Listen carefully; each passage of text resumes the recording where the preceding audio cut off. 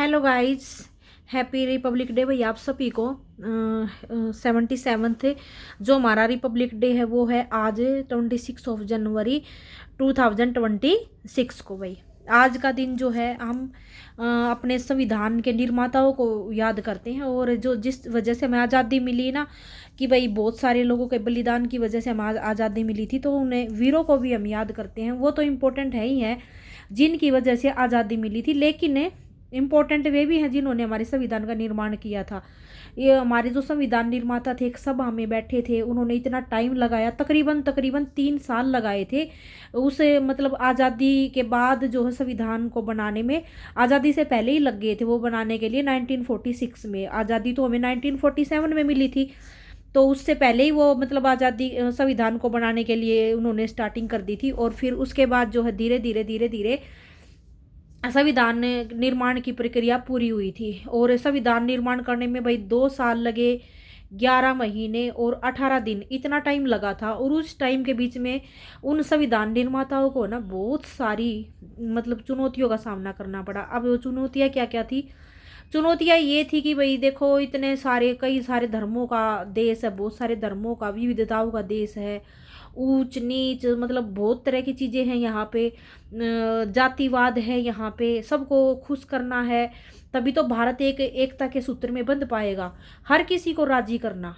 कोई कह रहा कि हमें खुश नहीं किया, अंग्रेज चले जाएंगे, अब हमारा शोषण तुम लोग करोगे।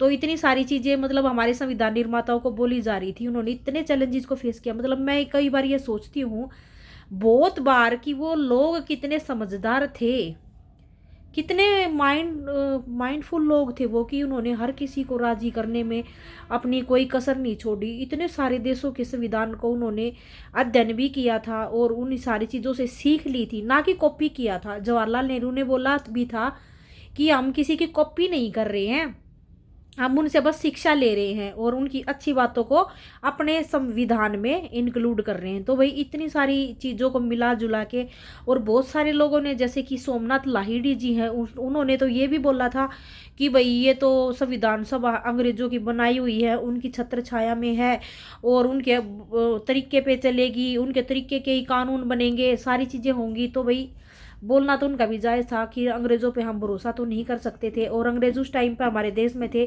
जिस टाइम पर संविधान सभा का निर्माण हुआ था, यानी कि 1946 में संविधान बनाने की प्रक्रिया स्टार्ट हो गई थी, और वो फिर आज़ादी के बाद 1949 में बन के तैयार हुआ था।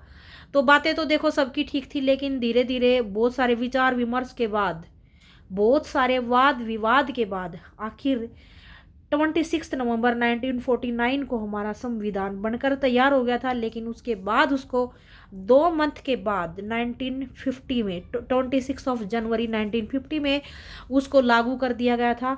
और आज जो हम अधिकारों का आनंद ले रहे हैं, बोलने की स्वतंत्रता, जो मैं भी अपने विचार रख रही हूँ, ये स्वतंत्रता भी हमें संविधान ने दी है।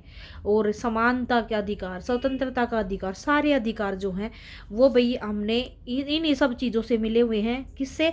संविधान सभा से। और इस संविधान सभा के निर्माताओं को मैं भाई हार्दिक नमन करती हूँ, उन लोगों को जिन्होंने इतनी सारी चीज़ें हमें दी हैं। और उससे पहले तो भाई हमारे जो देशभक्त, जो मतलब अपने हमेशा के लिए मौत की नींद सो गए, जो आज़ादी दिलवाने के लिए हम लोगों को, तो भाई उनको तो नमन है ही है।